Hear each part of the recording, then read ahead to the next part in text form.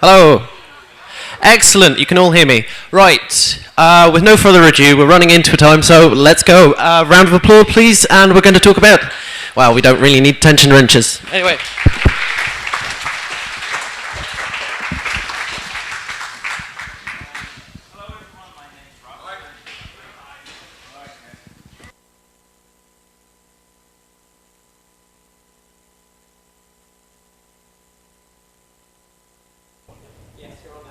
Yes, does it work? Okay. Hello everyone, my name is Rob. I'm going to give a quick presentation about lockpicking in the media and how it's often depicted. This is basically some of the highlights what we're going to try and touch on today. What does Leven daaronder, or The Lives of Others, I think it's called in American cinema, what does it have in common with Transformers, the movie? Things that made no sense at all in a movie on a lockpicking basis. Things that should have made sense, but didn't. How lock sport or lockpicking can also be a no-contact sport.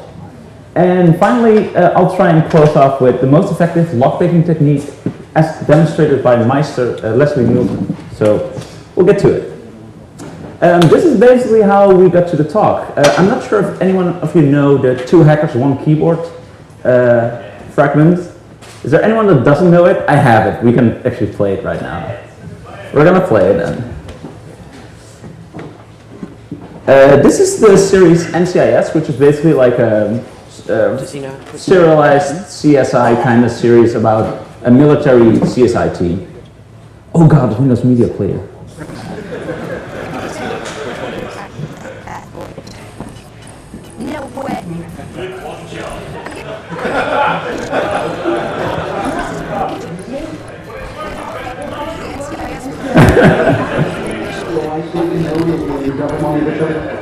I don't think this is working right now.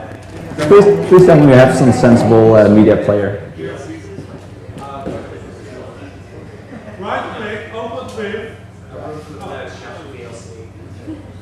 Main screen turn on, please.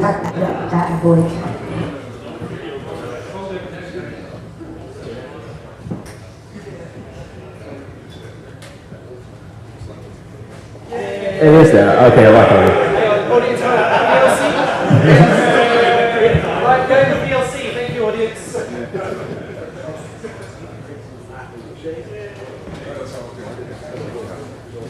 Come on. Like I say, we'll have to flip that voice. No way.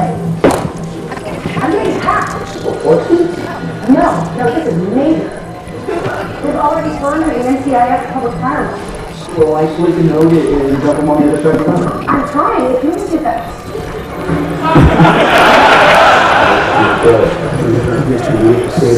I can't. The point is that he or she is only going after one team. It's not possible. You and you are my infection. You take one, get good. Put it up. Really that? No, literally not.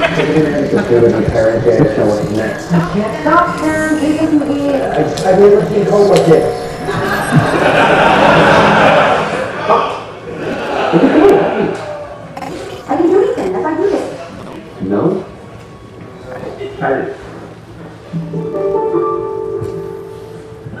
So, okay, this is about the kind of bullshit we're dealing with right now. So, this is similar how it feels seeing lockpicking in a series or a movie. Like this felt for you, often it feels that way for me. And lockpicking is sort of used as a plot device. It's either a hidden skill, like a character always had it, and when they get locked into the safe, he knows how to open it and save the day. Or it's used as like a momentum thing. The Star Trek transporter, they didn't actually think of having transporters in Star Trek at all, but they found out they didn't have the budget for moon landings. So instead of, or for landings, like landing the ship and stuff like that. So they basically said, well, we'll do it like a teleporting beam and it will be quick and easy. Sometimes lockpicking is used as a skill to get from one scene to the other. Like instead of having the warrant and the whole thing, they'll just lockpick the door and they're into the bad guy's house or whatever. Or it's used as like a quirky characteristic to like, you want to make a character more interesting than he or she actually is.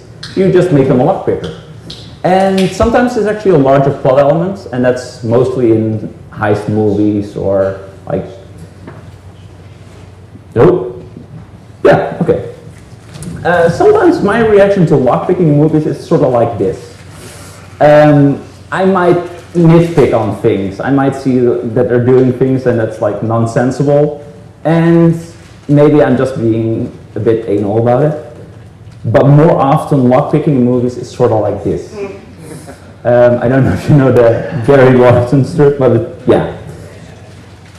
So let's start with what is lockpicking actually, and how does it work? The nuts and bolts of lockpicking, or actually the cylinder pins, tension wrench, and the lockpick itself.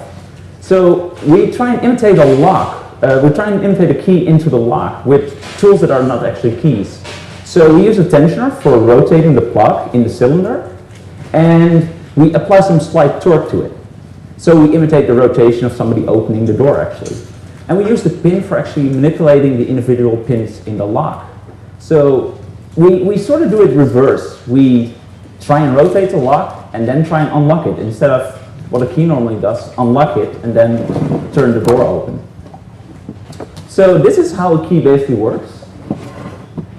The key gets inserted, it sorts the pins out, they're aligned, and the plug and the key plugs and the pins can be rotated. This is how it looks when you insert the wrong key. It's upside down, but don't mind. You can actually see once the pins is sort of misaligned. So that single red piece sticking out at the bottom will block the whole piece from moving. I think we already saw this one. Yeah, something is off with the order, sorry. So why lockpicking actually works is because they're not all aligned. Yeah, they're not all aligned. So you have like what it should be in theory. All the holes where like the pins fall into should be on the same line, but instead they're sort of misaligned. So when you start turning it, and remember we kind of reverse the order, instead of all blocking at the same time, they all block one at a time instead. So you can manipulate individual pins instead of having to manipulate all of them at the same time. This is like a quick course. If you want to know more, go to the Lockpicking Guild. They'll teach you everything about it. One slight cultural difference, for instance, which is interesting. The left is a picture of a European lock, and on the right is a picture of an American lock. For some reason, American lock companies mostly mount the keys, the cylinders, reverse, so the key with the bitting actually points up. I have no idea why this is, but this is some kind of thing that grew in such a way.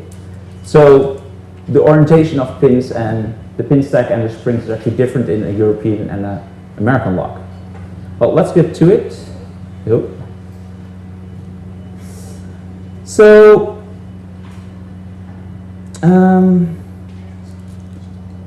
often, oh no, goddammit.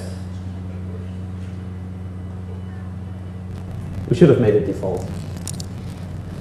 So sometimes the character finds itself into like a gnarly situation. This guy is locked up in a safe, but he remembers he went with his suit to the dry cleaner. So he has like a small bobby pin attached to like the back of his, or a safety pin attached to like the back of his suit.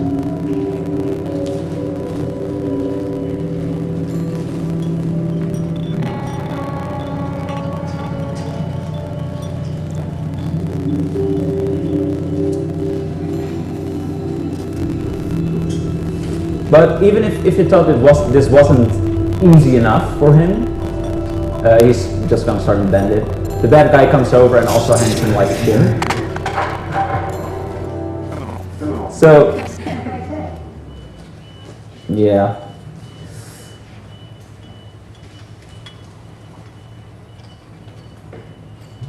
And you see, actually, in the series, he managed to open it. I don't think it's bent properly enough, but let's assume that this is convincing for us.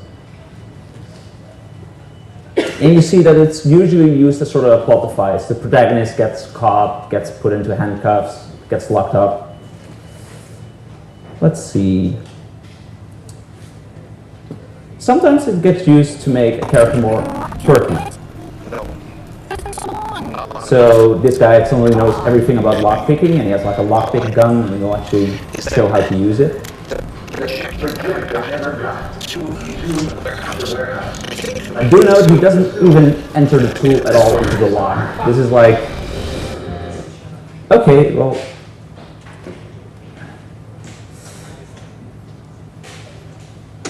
And sometimes they even show some techniques pretty nicely. This is Jason Statham seducing some, I think it's a bank employee or something like that.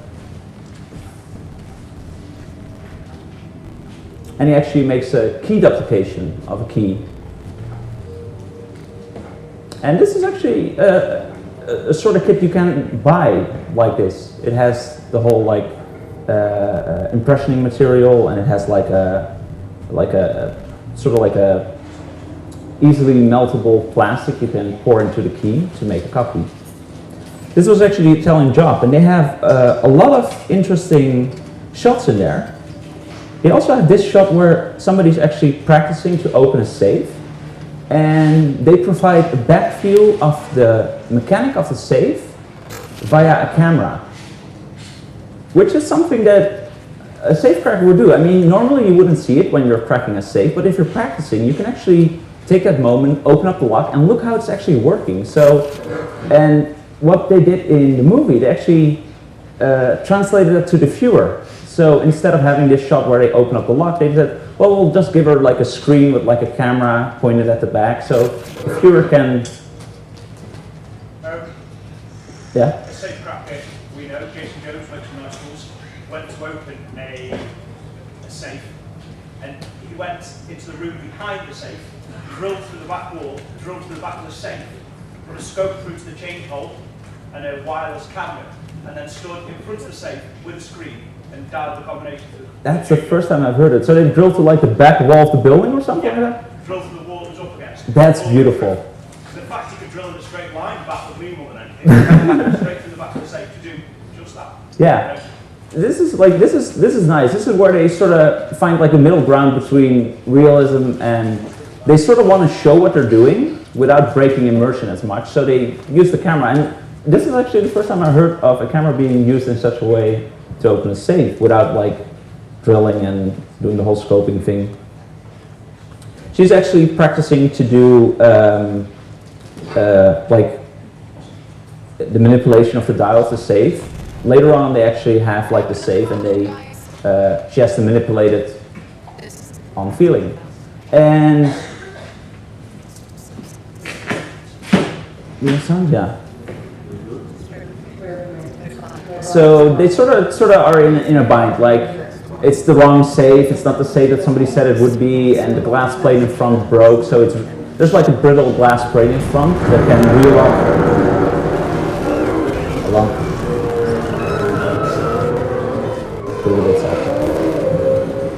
So they have like a glass plate in front of the safe that if you start drilling it and you do it wrong, it actually cracks. So she starts drilling the safe, hoping that they wouldn't crack the plate, and it would actually be possible to scope it and look at the lock or even open it. And this is the point where they basically said like, shit, I hit the glass plate. This is nice. They really researched their materials, and they really looked at what are the risks of opening a safe, drilling a safe, and so now she's sort of like, oh damn, we have to do it the hard way. I have to actually like manipulate the whole safe itself. Let's see if I can skip ahead a bit.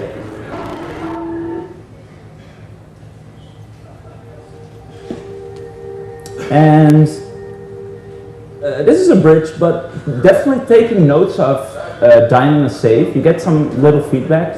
It's a really valid technique. You just note the high and the lows when you're manipulating it, and in the end you hope to come out with a number. Well, we'll just skip this. It's going to be more dialing. And this is nice. This actually shows that they either had somebody who knew what they were doing or had some outside expert flown in. Let's see. This is person of interest. Oh yeah, that hurt. That was actually a bump key. So this is bumping a lock is pretty doable.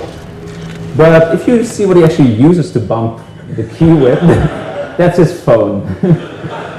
Well, Okay, he plays a multi-millionaire in the series, so maybe he can afford to do it this way. But it's nice because in the series they actually have, they hire an apartment in the same building. So they have access to the blank they use or to a similar key they use in the building. And they actually use that key to make a bump key. So, because the only thing you need to make a bump key is a similar key that already fits in like the profile of the keyway. So this is nice.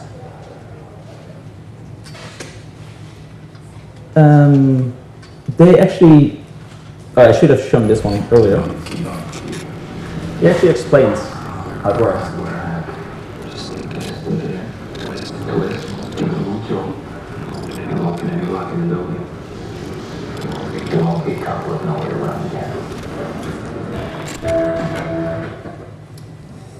And there's actually another movie that did a pretty nice sequence on it. I'll try and skip. Maybe I'll skip through it because it's pretty long, but it's one of the best depiction of bump key lockpicking I've seen in the movie so far. So he's visiting. I actually haven't seen this movie, to be really honest. I've just seen the sequence. I think his wife is in jail, and he's sort of like down on his luck. So he researches how he can get to the floor where his wife is being held. And actually turns to YouTube, which is plausible. And he actually gets like a tutorial on how to make a bump key, and he tries it out in home first. So he takes one of his own house keys, follows it down to make the bump key.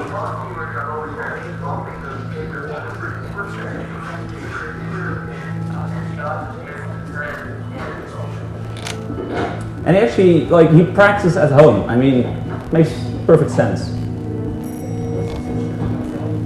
So now he goes about acquiring the blank he needs, because he needs the blank that fits on the lift key. And this is one of the buildings that has the similar kind of elevator. So he kind of sneaks into like the maintenance office and steals the maintenance key of the elevator, but for a different elevator, but he knows it's the same blank, so he can modify it to make the bump key for the elevator he actually wants access to.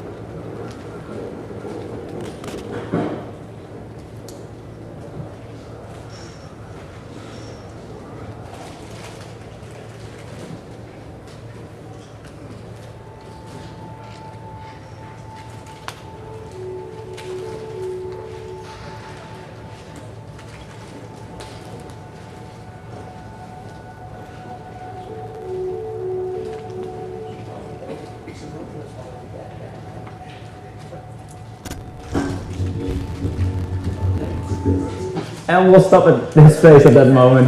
This is also realistic. A bump key is a key cut down to the utmost depth. It's really weak. You should be careful using it.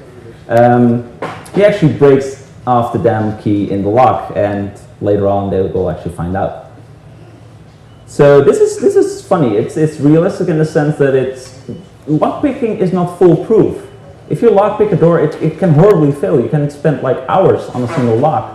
If you try one of the bypasses, it can actually break the lock. And this is an important thing to actually take into account. This is actually one of the better depiction of lockpicking in a movie. Most of you have probably seen this movie, Terminator 2. She's locked up in a psychiatric ward, and she managed to slip like a paperclip before she was being like put back into her bed and like being restrained. And she actually uses the lock itself, or like the lock case, to bend the paperclip. And she's not a second too late, actually.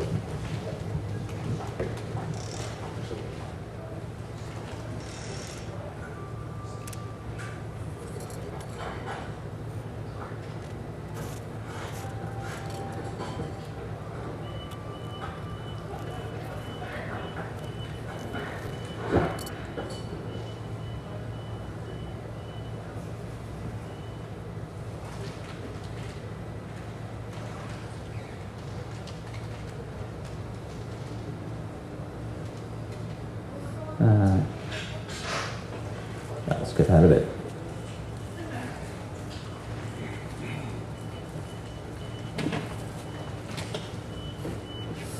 And here she uses the same paper clip to actually like open the door as well. But as you'll see, when she's opening her room door, she doesn't just use the paper clip to manipulate the pins, but she also uses a second piece to do the turning motion in it.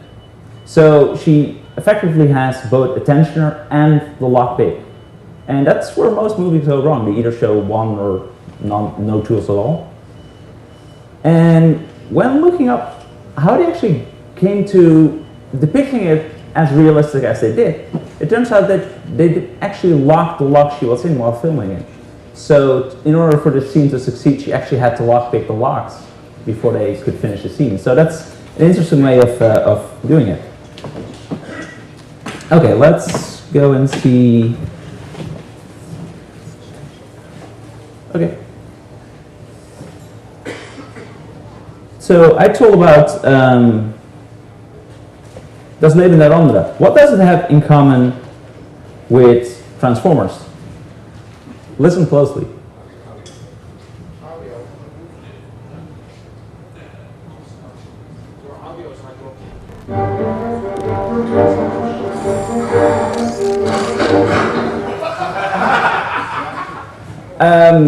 Basically, a lockpick gun is like a percussive instrument. You give like a hit on the pins and hope that they separate enough to actually allow you to open the bolt. I'll try and show it through the...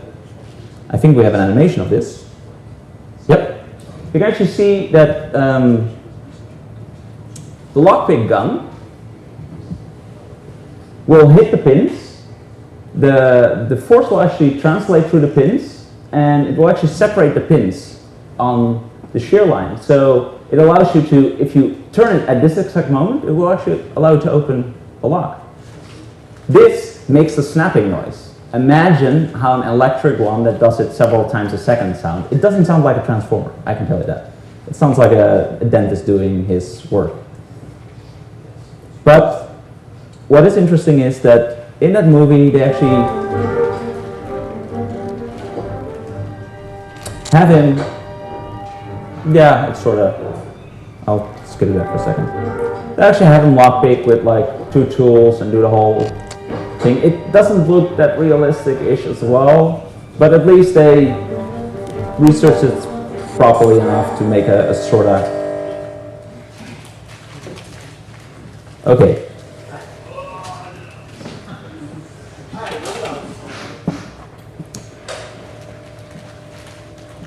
I'm not doing anything with the sound. Is that okay?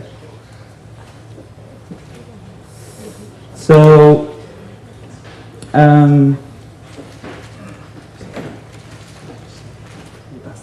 yeah, that's not good.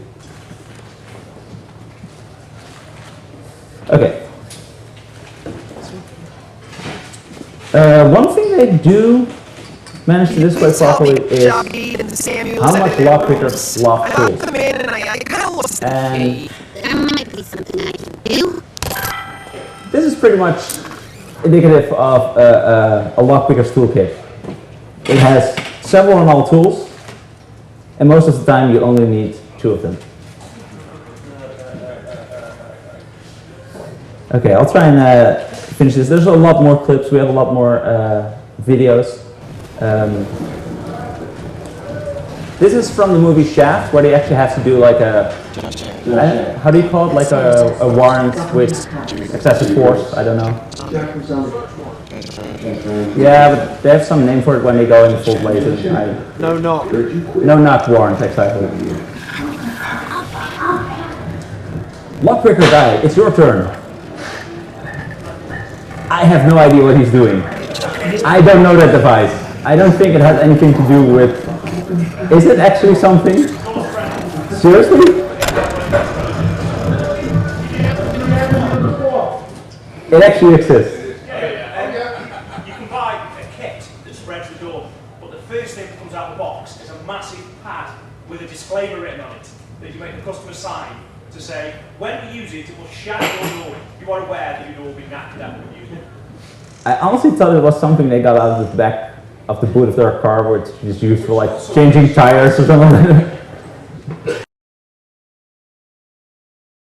Is actually, this is without a doubt the best way to open or get into someone's house in lockpicking.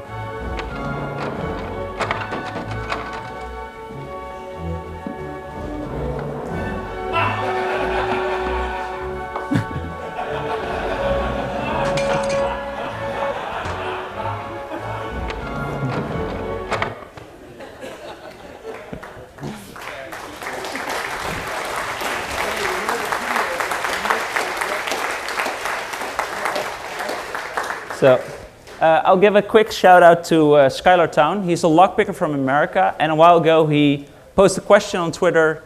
Does anyone have any clips of lockpicking in movies where it goes either horribly right or horribly wrong? Can you give me the names of the series, the movie, and some kind of timestamp where it happens? So I posed the same question to you. I've put a link on there. It should redirect to the spreadsheet. I'll try and put it online somewhere else later. If you see something, post it there, and we'll try and compile like a list of movie goofs and stuff like that. I was Rob, and thank you for listening. Do